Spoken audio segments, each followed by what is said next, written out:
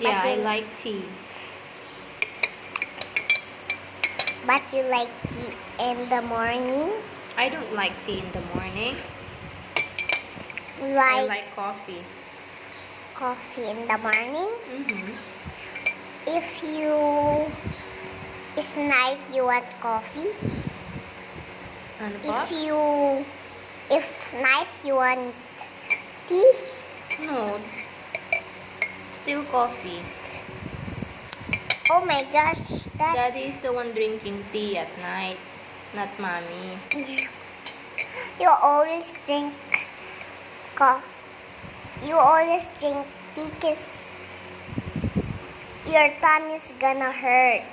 Yeah. If it's too much. With Anna. Too much tea. Too much tea. Sasakit ang tummy. Akin na yan, akin na yan. Ikaw too Too much much. coffee ka na, sasakit ang tummy mo. Wag, wag, wag, wag, wag, wag, wag.